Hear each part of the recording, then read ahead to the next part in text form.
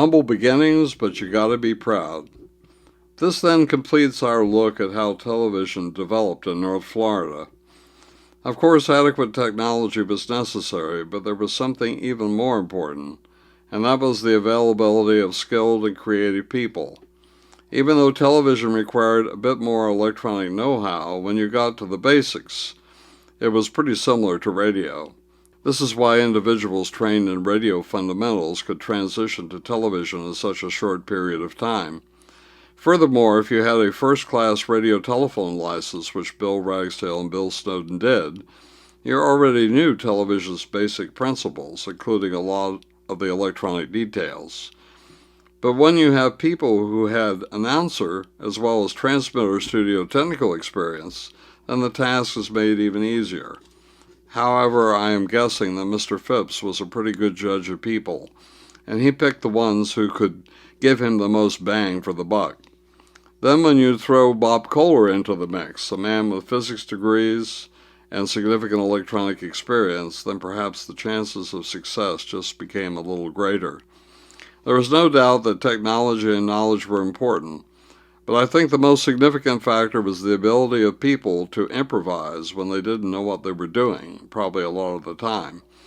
After all, so far as I can see, none of the technical people who built WCTV had verifiable experience in the television arts. They apparently just winged it and often found creative solutions as they went along. The ability to creatively solve problems is very important to any business. WTAL radio is where the key people came together and learned what each could do.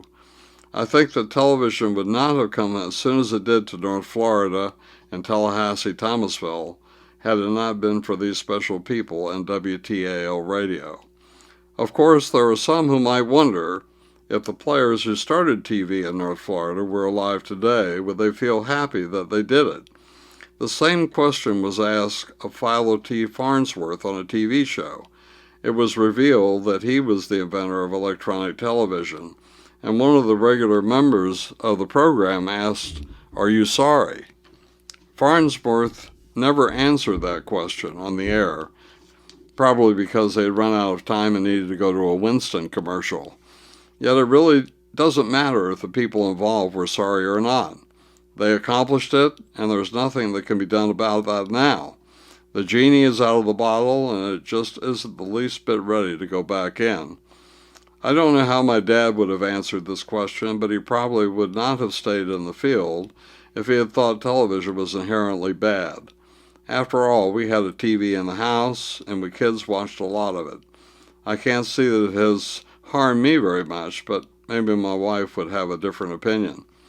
Nevertheless, I think Dad was very proud of what he had been fortunate enough to accomplish, and I think all the others involved should be very proud as well.